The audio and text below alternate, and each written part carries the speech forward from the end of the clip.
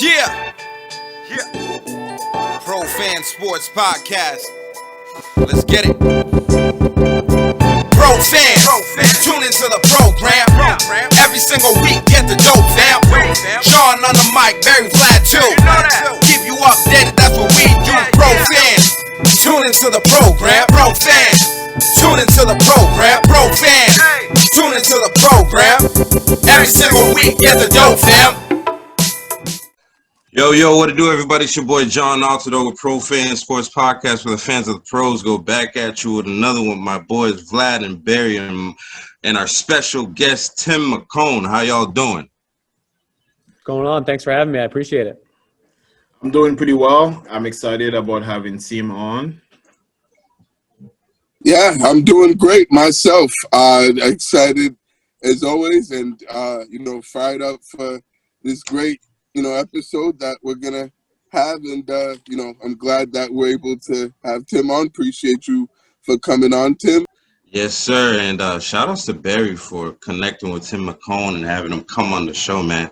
Good work on your part. That, I appreciate it. Thank you. Yes, sir. We're gonna get on pretty quickly here, but before we do that, please make sure you're subscribing to the channel. That's the best way you can support us, and we appreciate it. Please follow us on social media.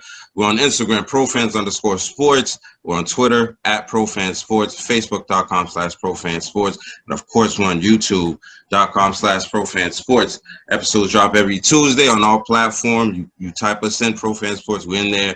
And our episodes drop on YouTube on Wednesdays. So let's jump right into it. Tim Mckone, if you guys don't know who that is, you guys are sleeping on the sports game right now. If you listen to Boston Sports Radio, you're gonna hear this guy and his opinions on everything you got going on. He's an expert in everything Boston sports, so let's get right into it, man. And Tim is also on NBC10 as a sports commentator, right, Tim?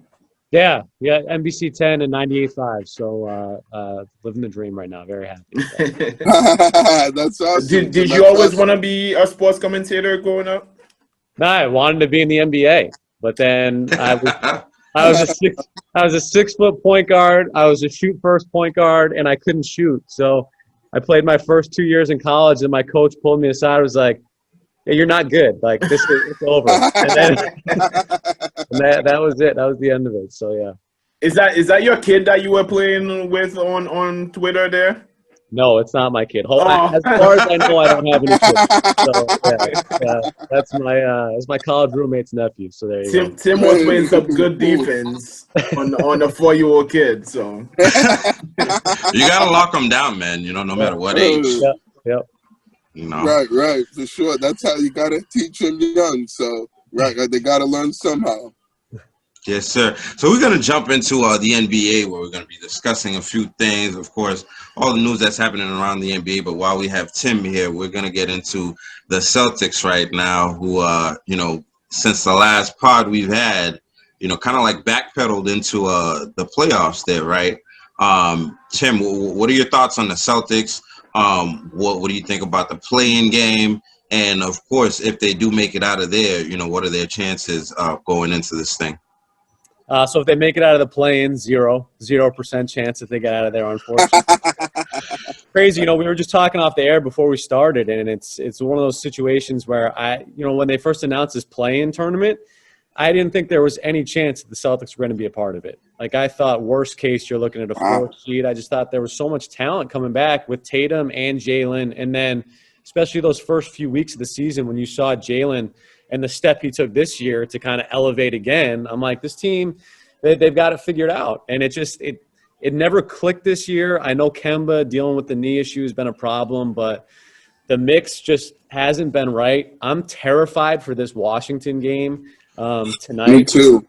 See what I did there? Pro move there, talking about Tuesday. Like, I think Washington's a bad matchup for them with Russell Westbrook. And so that scares me a little bit. And if they do manage to get out of the play-in, I just don't think they have enough right now, especially now that Jalen is out too, and you're just going to rely on Tatum and Kemba, who's bounced in and out of the lineup. This isn't the year, unfortunately. Yeah, for sure, man. There's been a lot of talks about Brad Stevens, especially, in the big networks, talking about hot seats and whatnot.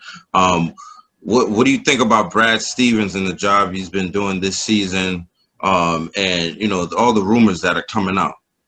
Yeah, I'll tell you what, I've been a huge Brad Stevens guy since the Butler days. I nerd out on college basketball. And so, like, when he made those 2 runs, especially the second one without Hayward, I was like, this guy's legit. Special. And those first few years, especially those Isaiah Thomas teams, like, this is one of the elite coaches in the NBA. And I don't think he's forgotten how to coach. I just wonder if with this group, all of a sudden, you just need a different voice in there. And maybe that's the situation.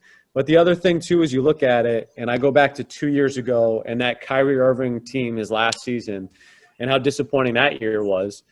But the talent on that roster was legit. Like, they had 10 guys that were bona fide NBA caliber players for an elite postseason team. Yep.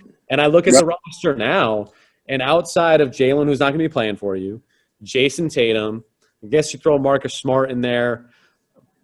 There isn't the talent, I don't think, is on this roster that you need it to be at, which is crazy to think because you've got Jalen and Jason, who I think are 2 of the top 20 players in the NBA right now. But outside of that, it's just when Kyrie walks out the door, when Al Horford walks out the door, and Gordon Hayward walks out the door, that's a lot of talent that you lost in your roster. And I don't know what Danny Ainge is going to do here moving forward, but there needs to be a major shakeup, and I'm not sure what the path is to get this thing back. Do you think there's anything? I mean, we are where we are now. We are in the playing tournament. I think I completely agree with you. At the beginning of the season, there's no way I would have thought the Celtics would have been in this situation right here. But we are here where we are right now. Do you think there's anything that Danny Ainge could have done to put us in a better situation this season?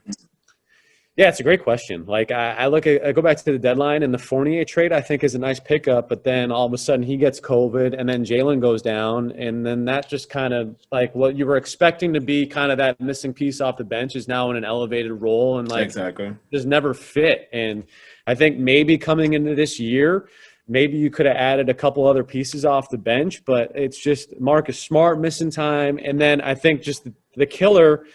And it's going to be like this for any NBA team. If you have a guy making max money that's playing every other night and can't stay healthy and is your point guard in Kemba Walker, like, you're going to be in a lot of trouble. Like, you need a max player to be out on the court and be effective. And that just hasn't happened this year, which is a bummer because Kemba's one of my favorite players.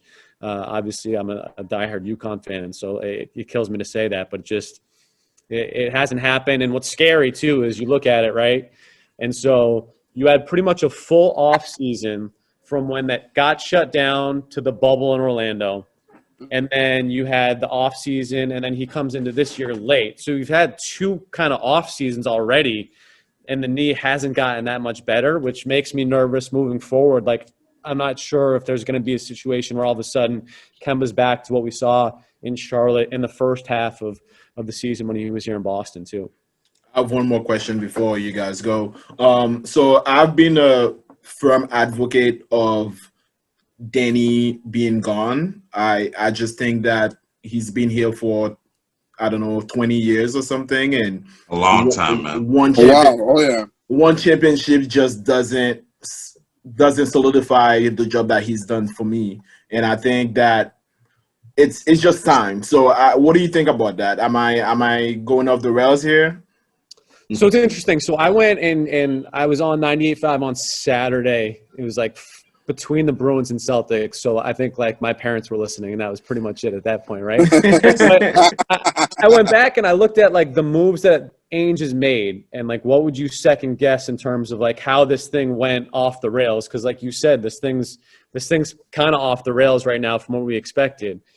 And he landed Al Horford on a max deal. I think all of us make that signing. You bring in Gordon Hayward at the time. Everyone was excited for that deal. I think you make that all the time. Yeah.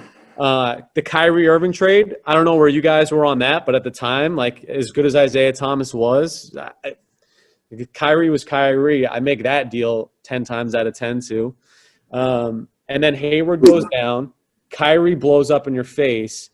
And then you had max money that you had to use in the offseason.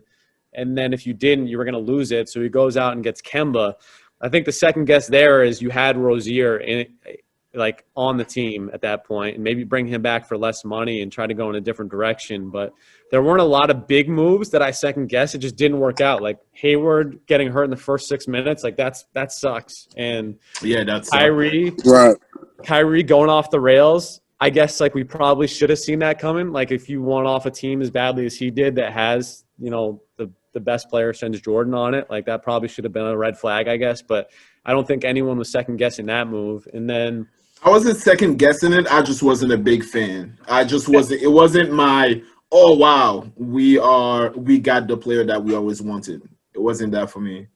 Yeah, no, I hear you. It's just those big moves I don't second guess, but now looking back at it, I wonder too the moves since then. Like the Kemba Walker one seemed kind of panicky to me looking back at it now because you lost him, and then after keeping so much talent on that Kyrie team, I think it was a second guess too, because the chemistry wasn't great there, and the chemistry isn't great this season either. So both of those are decisions I think are second guesses for Ainge. And yeah, I don't think you can have the type of year right now and feel confident and safe in your job if you had as much talent as this team did, and now you're in the play-in tournament. So I think it's fair to kind of evaluate Stevens and Ainge at this point. I think his job is too safe. It is. I mean, that's one thing the Celtics have. Yeah, I'm with you. It's like they can do no wrong. Exactly. Yeah. I think Vlad's been going off on the Celtics for a couple of years now, and I completely agree with all the moves that we've made so far. I've looked at some of the pictures that we've had, especially the starting five with Kyrie, and those guys that year. It's like looking at it now, it's like, Rozier is dropping 43 in some games. The guy's such a high-scoring guy. Morris is still a good piece, and look what we're left with. So, you made some pretty good points right there. As far as like injuries, we know that this year we've dealt with a lot. Yeah. Going from the experimentation with Tristan Thompson, and then bringing in Time Lord with that trade with Daniel Tice right there. What are you hearing about, the injury front? Are we going to be able to have, a good starting five, at least in the play-in tournament? That's a great question, right? I think all of us are wondering, like, and what kind of Kemba are you going to get? Like, you managed Kemba all year to get to this point now, right? And so, well, not to get to this point, you were hoping that you weren't going to be in the play-in tournament, but you know what I'm saying? Like, you manage him all year for the postseason, and then you try to unleash him, right? And hopefully that makes a difference. I kind of question whether or not that's going to happen. And the Robert Williams thing too, it's so frustrating because it seems like every time he's ready to take that next step and be that guy that you can rely on, he misses time, which is just, it's been a killer and so frustrating because you see the talent there at times. You're like, oh my God, this guy's it. This is the answer that they needed. And it just doesn't happen. So, we'll see. The other issue too is just Jalen being out. Like we talked about it earlier, even if they get out of this play-in tournament, like, what's their ceiling moving forward? If they don't have Jalen and Jason, like, I just don't see them going far, which is a bummer because both of those guys, I think Jason kind of got off to a slow start, but Jalen from the start of this year, the jump he made again, like he's a bona fide all-star. He's probably my favorite player on this team. Like, obviously, I think you build around Tatum just because offensively he's so talented, but like, Jalen, I just think has heart, and I just love the way he plays. So it's a bummer that he's not going to be there for this postseason run. Absolutely, and he was having a career year, the best year of his career, a breakout season, and really, took that next step that we're all looking for him to make. And I think he even exceeded expectations and did a lot better. And he was, in the first half of the season, I think, their most consistent player, even better than Jason Tatum. So, yeah, it's really unfortunate that his season had to end with a, wrist injury. We can't see this team, in full strength and in full health because they haven't played any of their top 7 guys, have not been together on the floor all season long for not one game, which is incredible. How crazy is that? It's crazy. It's true, right. But they haven't had it. Let me ask you guys this question. So I think, and even Ainge talked about it, I think earlier or last week, about how there are going to be changes in the roster. So who are you looking at in terms of guys that you would want off this roster for next year? Who do you still want? I guess I asked this on Saturday too. Like, who would be surprising? Who would you bet your life on would still be with the Celtics next year? I need Jason Tatum and Jaylen Brown on this team, no matter what. I think that's kind of it, right? Everybody else, bye-bye. Yeah. Right. Everybody Everyone else is, can be traded. It's tradable. Yeah, Right. everybody else is tradable to me. Right, but I think he asked who would we be surprised with who's still on this roster, and for me, that's probably like a Marcus Smart. I think we've been very reluctant to do anything with Marcus. And I don't think he has his games here and there for sure. Everybody loves Marcus, and when he explodes and hits 5 out of 6, 3 out of nowhere, we're all going crazy. Some of the stuff he does on defense is definitely, you don't see that out of other players. But there's also the turnover issues and very bad shots. After this year, I don't know. Like Vlad said, I'm thinking Jason Tatum, Jaylen Brown, and then after that, for me, everybody can go, unless for me, Time Lord finds a healing fountain or something and sticks his body in there because this injury stuff just keeps getting him, man. That's crazy. I'm with you guys though too, and honestly, like I expect Jaylen and Jason to be back, but if they made a huge move and moved Jaylen, like I'd be surprised but not floored. Tatum's the only guy where I would be like, that's the one guy I think you can absolutely pencil in. I think a lot of other stuff is on the table, including Ainge, to your point, and Stevens. Like, I would be surprised if Ainge lost his job, but I wouldn't be like stunned. I would be stunned if Tatum got moved. That would be the one player where I would be like, what the hell just happened? Yeah. But I think I think just like you mentioned earlier, I think Jaylen Brown is a little bit underappreciated, and I don't think we should move him. I really don't think we should move him. But we have Tim for another 8 minutes, and I just want to be able to give a chance to ask him 2 more questions about non-Celtics questions. So I have 2 questions for you. One is about the Patriots. Last week on our episode last week, we had a very intense conversation about when will Cam Newton be benched? What will it take for Cam Newton to be benched? And then my second question is about the Bruins. The Bruins would have played yesterday. Our podcast is coming out on Tuesday, so the Bruins would have played yesterday. What do you think are the chances of the Bruins in this series? So those are my 2 questions. All right, so I'll do the Bruins first. The Bruins, I think, have a legit shot, and I think they can make a deep run and are capable of doing it just as much as any other team out there right now. I love the depth after that Taylor Hall trade, and then, obviously Tuukka's going to get killed for game 1. I don't put that on him. I expect a big turnaround here for Boston because I think just the depth of that team is for real with Taylor Hall now in the mix there. In terms of the Cam Newton stuff, that's the $1 million question, right? It's a $1 million question. I was not a Cam Newton guy last year. I know he didn't have a ton of weapons, and that's like an understatement. He didn't have any weapons last year. But I just go back to the way that Belichick handles rookies in general. And one of the big ones to me is when you look at the running back position. And outside of Sony, who started to really get some run late rookie year, I mean, he pretty much redshirts all rookie running backs, whether it's James White, Shane Vereen, Steve Ridley, Damian Harris. Like, you go right down the list. That first year, like, you don't really see the field. Sony's kind of the one outlier for it. And I guess Lawrence Moroney to a lesser extent, but you still had Corey Dillon at that point. And I wonder if the quarterback position is going to be the same thing. But doesn't he treat the first rounders differently, though? If you look at Chandler Jones and Hightower, Mayo, Jared doesn't Mayo. he treat those really high pick a little different? Yeah, so that's the defensive side of the ball, and I'm with you on that. But then I look too at even Nate Solder offensively. That first year, they kind of have a redshirt year where Light's still there, and he was their backup tackle, and then got a little more run towards the end of last season. I think offensively, there's a lot more to digest. That's coming from a guy that can't play offense or defense, so take that for what it is. But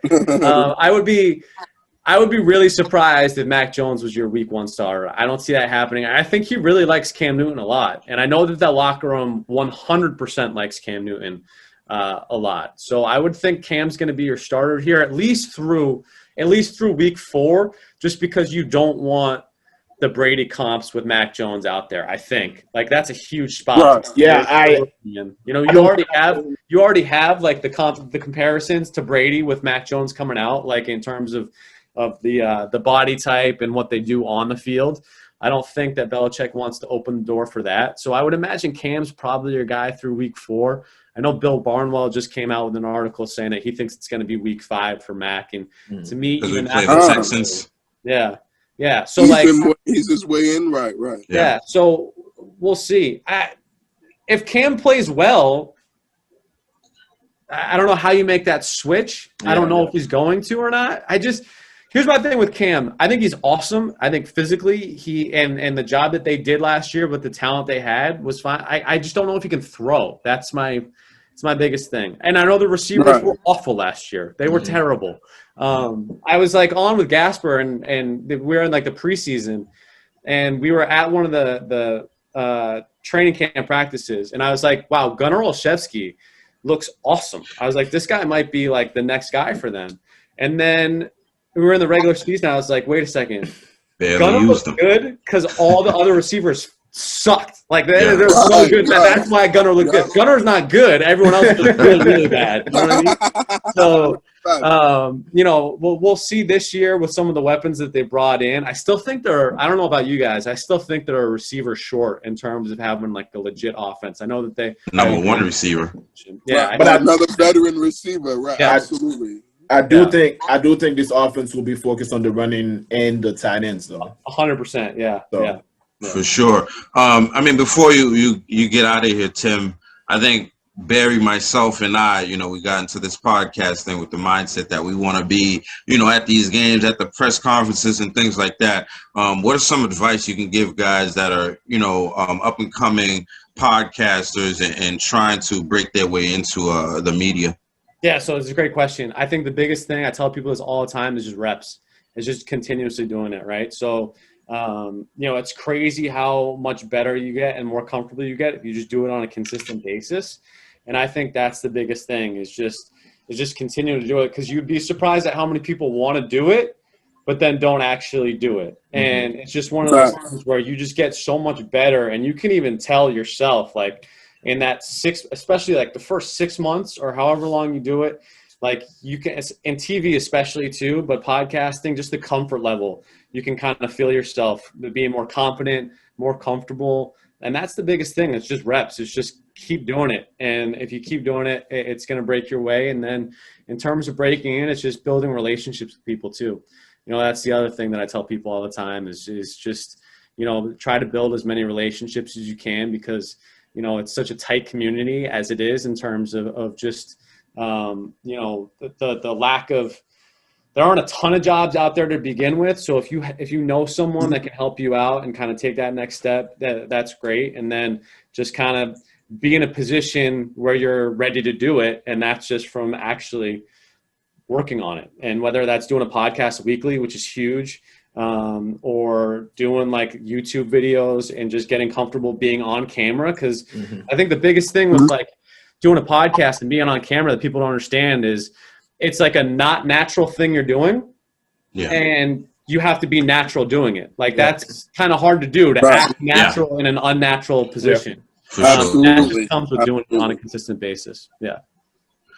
No, absolutely, man. We want to thank you so much for coming on the show, man. We've been at this thing for 61 episodes now. We've been trying to do it. Well, we've been consistently dropping every single week. So, for us to be here and for you to come on, well, that we're good enough to come on, it means a lot to us and means a lot to our audience as well. And, I'm sure they're going to really appreciate this because you are, our hometown guy and we're talking about the hometown team. So, again, thank you so much. Oh, thanks for having me, guys. I appreciate it. Let's do it again. Awesome. Absolutely. Definitely, Tim, for sure. It's good meeting you, man. And we'll definitely be in touch. Thanks for coming on and for your time. And and we'll definitely talk soon. Looking forward to hearing you on 98.5 soon. And on NBC10 as well. Thanks, Well, Kevin. I appreciate it. When we call, you'll know exactly who we are now. You know, All right, we're perfect. gonna call Exactly into the right. show. Right now, I have more of a reason to call in. Right. Love it. All right, I'll talk to you guys. All right, Tim. Yep. See you, Tim. Take care.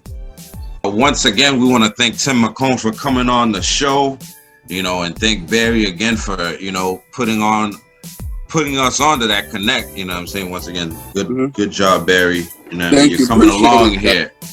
Yes, sir. That was an awesome interview. So I'm glad that he was able to come on and, you know, and then talk some sports with us. So, and yeah, it definitely seems like a really cool, laid back and, you know, and a good guy. So I'm glad he was able to connect with me on social media and we were able to, you know, set this up for him to come on. For sure, man.